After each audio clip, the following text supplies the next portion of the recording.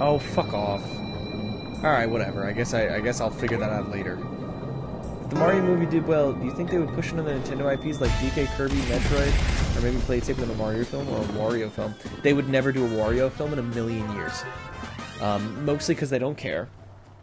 Secondly, because that movie would make $5. Maybe they do like a third movie, and the third movie is like Mario and Wario. But no, Nintendo is not that invested in their IP like that, I would like to say.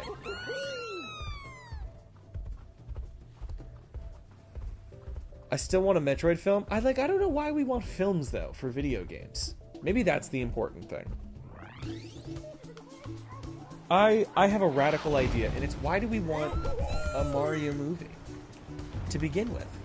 As if video games in themselves have not, like maybe in the 80s, I understand why you feel like, I think this 8-bit arcade game would be kind of cool, dude.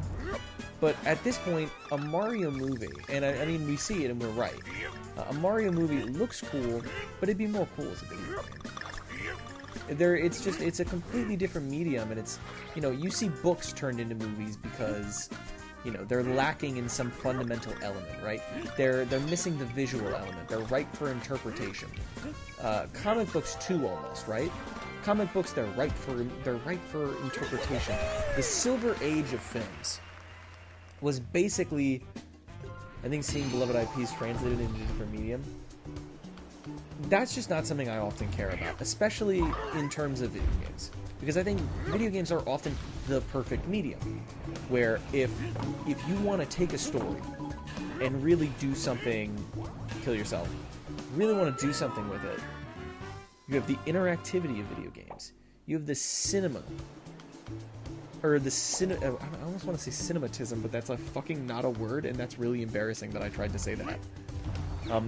The film language of video games, the interactive element of video games. A well-designed video game says more with its story and its world building and its interactivity than movies can. And that's why some stories are just better as games. I don't really think that applies to Mario as much. Mostly because Mario's not cinematic, right? Mario has these moments of grandiosity, right? Some things that come to mind. Fucking Super Mario Galaxy was a very grandiose Nintendo film, or a very very grandiose Nintendo film. It was a very grandiose. Oh, I fucked up and I missed a puzzle piece, but I'm not going to kill myself. It had a very grandiose start, right? It was a fully orchestrated soundtrack, but it was still a video game. And at any point, Nintendo can just make a better Mario movie by simply making a good Mario game that has an enthralling plot. It's important to know that the Mario movie borderline fails at, no, buddy, no, why did you fuck that up? Bye-bye, don't do that again. The Mario movie inherently fails as an interesting film.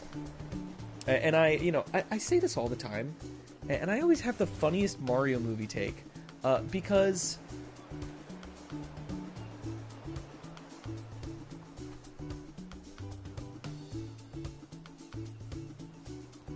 you would think this signifies me as a Mario movie fan. I prefer to think of it as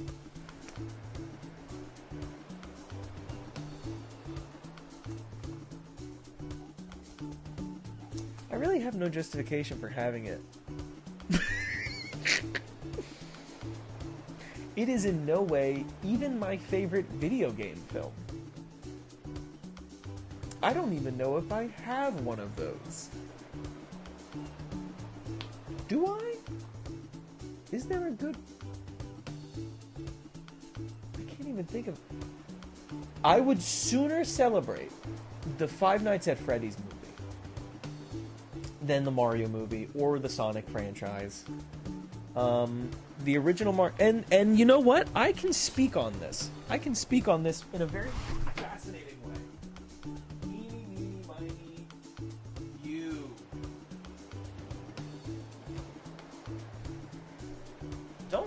not a historian with proper textbooks, chat. Don't think I'm not. We're going to talk about this. We're going to talk about this. And I'm gonna really bury the lead on it too. Oh, chat, what do you think of the fit?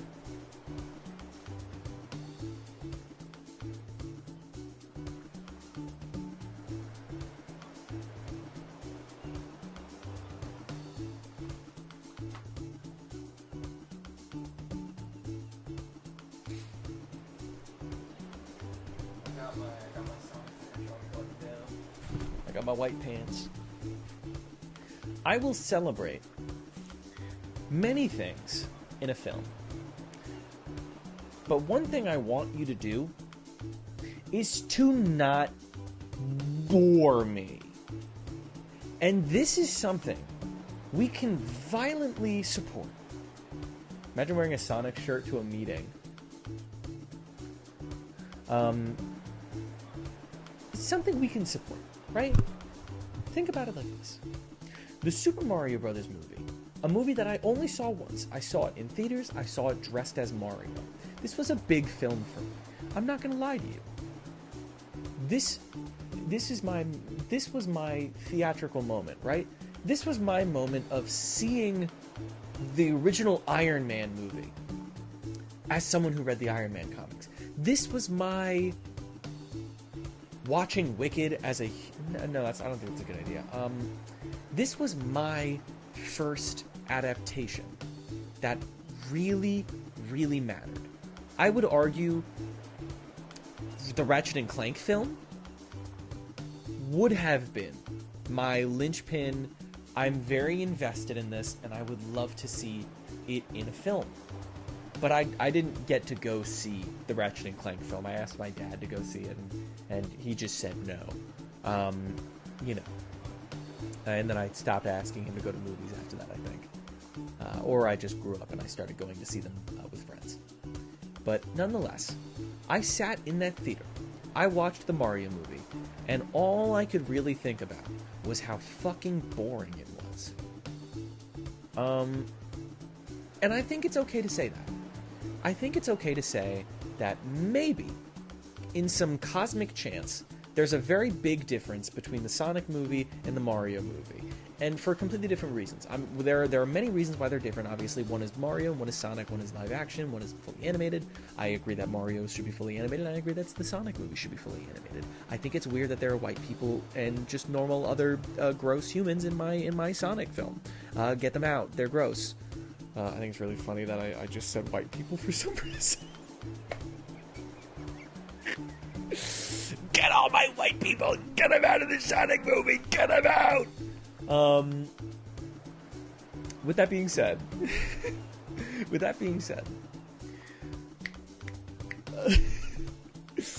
the Sonic movie, there are kids that went to go see the Sonic movie that did not play any Sonic games that really came out. You know? Whereas I think we'll be hard pressed to find any kids that went to go see the Mario movie and had no idea what Mario was. Right?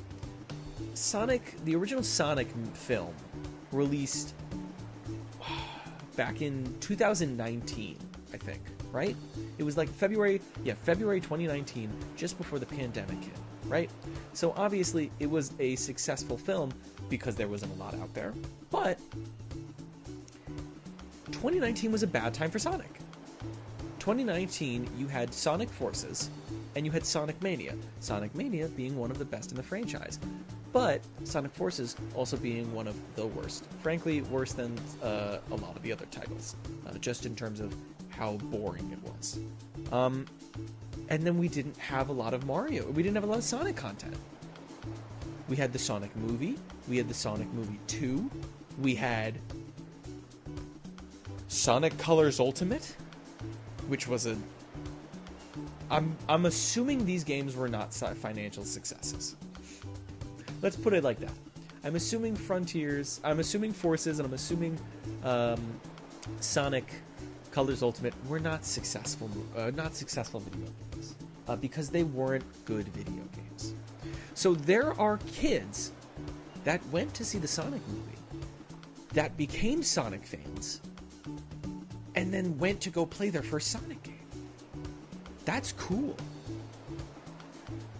But the Sonic movies aren't films made to introduce you to Sonic, really. They're almost their own entire separate canon.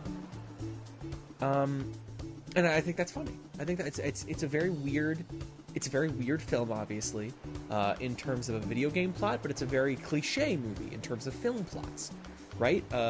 Sonic enters the real world and stops Dr. Eggman with his cop buddy. That's a weird video game plot.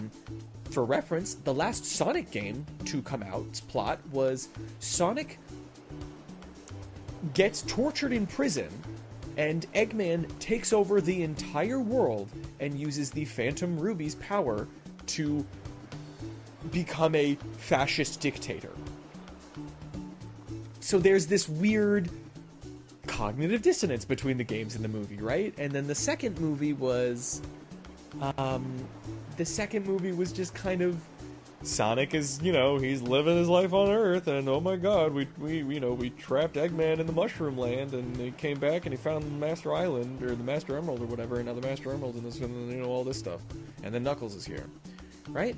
It was just kind of, it wasn't being Sonic, and that's one of the reasons I don't like the Sonic movies. They're not Sonic enough for me. They're not Sonic to me.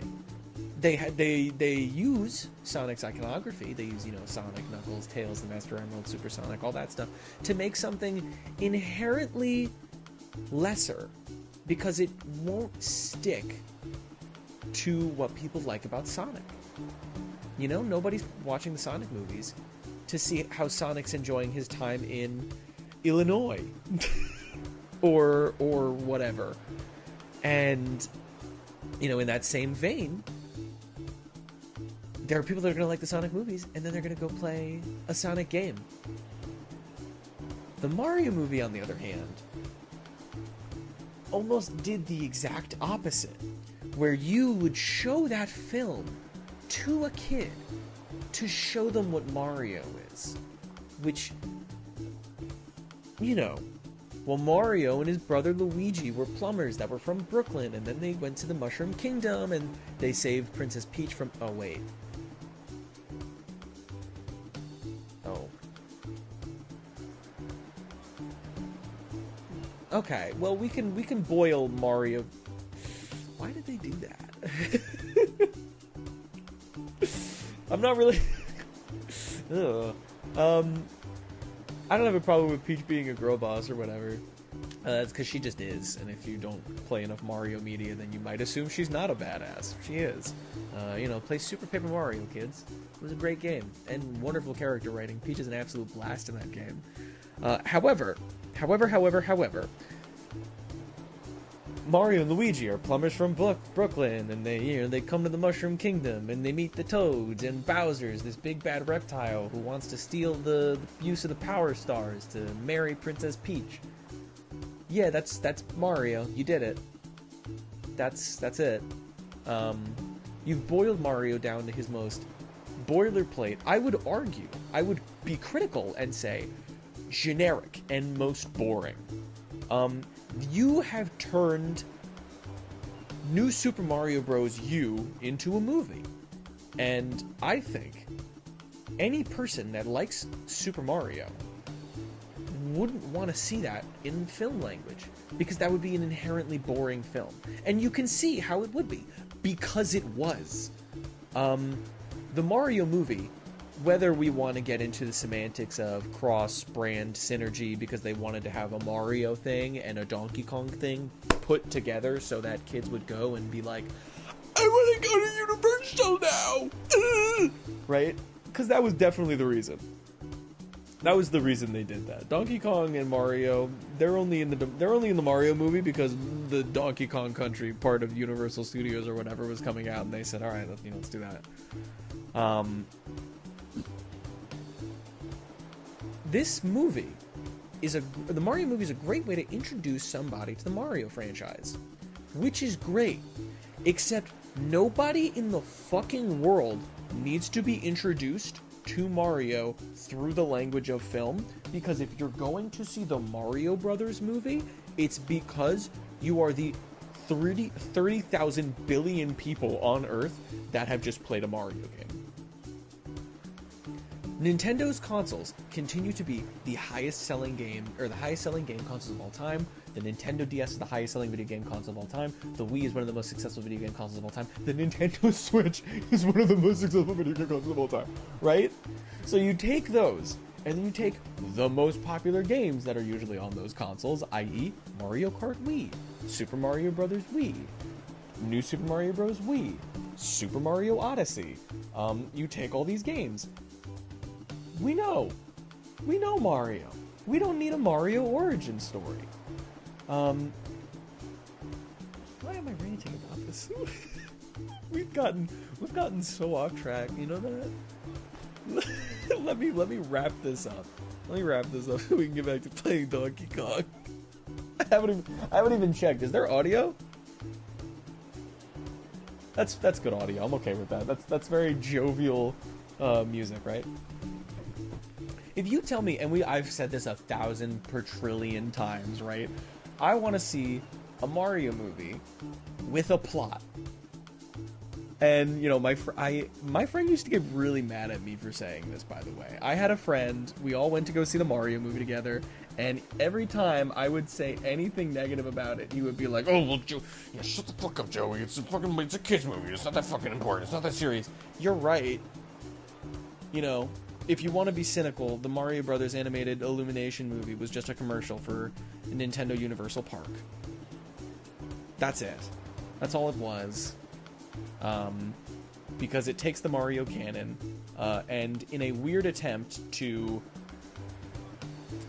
introduce people that do not need to be introduced to the Mario world, sliced up and spliced up canon in a weird way, where all of a sudden Donkey Kong Country is a civilization based off of go-karting, and Cranky Kong's the like monkey emperor?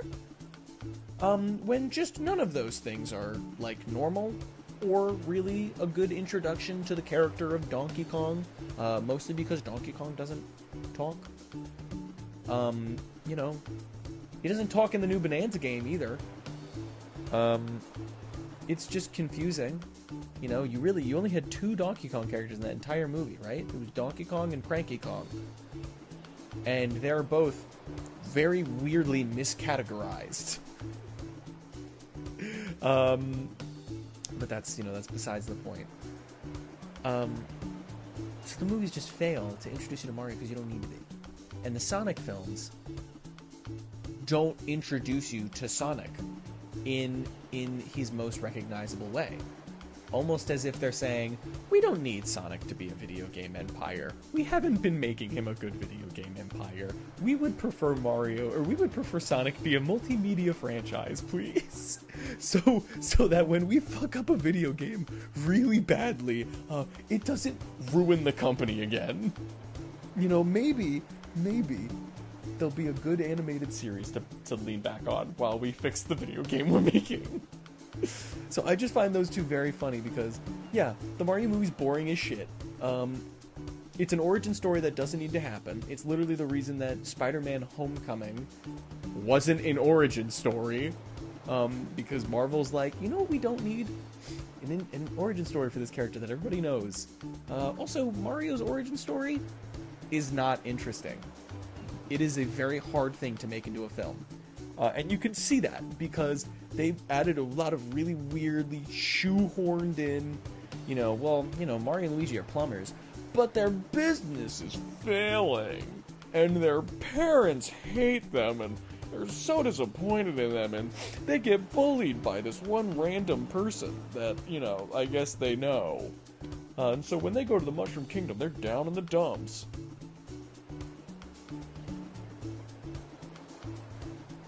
Weird. Weird. We could just have a film where they start in the Mushroom Kingdom. Because no Mario game in the last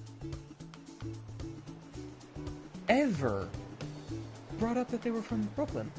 But everybody remembers Spike, yeah, right? Everybody remembers Sebastian Maniscalco or whatever that guy is, that unfunny fucking hack Italian comic that's entire content. I fucking hate Sebastian Maniscalco, or whatever his name is. I hate him. He's not funny.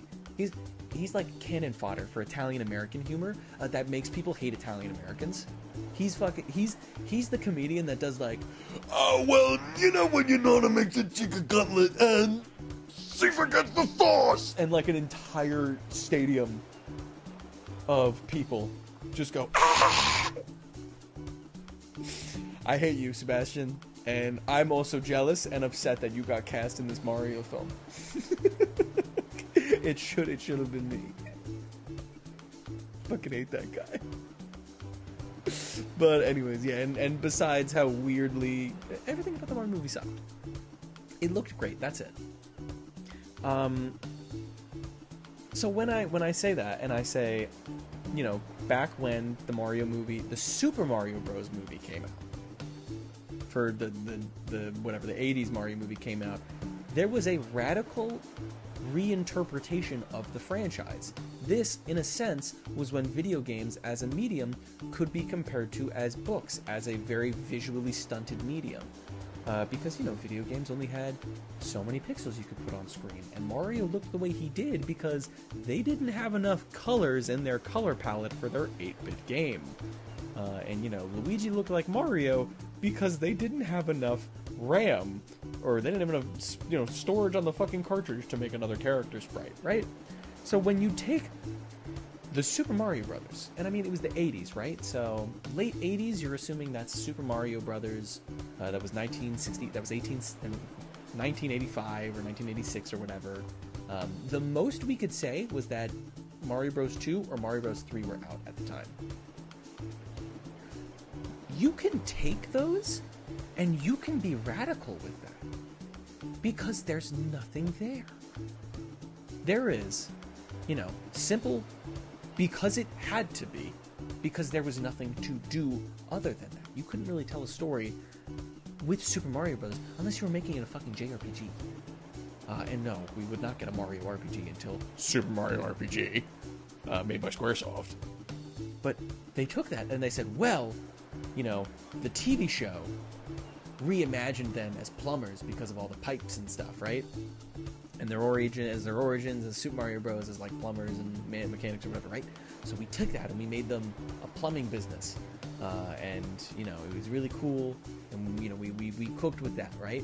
And then the movie saw that and we said, yeah, Mario and Luigi are working class citizens living in the New York urban area, and as like working class heroes, they rise up and, you know, they go on a hero's journey to a strange land. And, you know, we'll make Bowser an evil business guy who wants to turn people into monkeys. Because, you know, he's all about dinosaurs.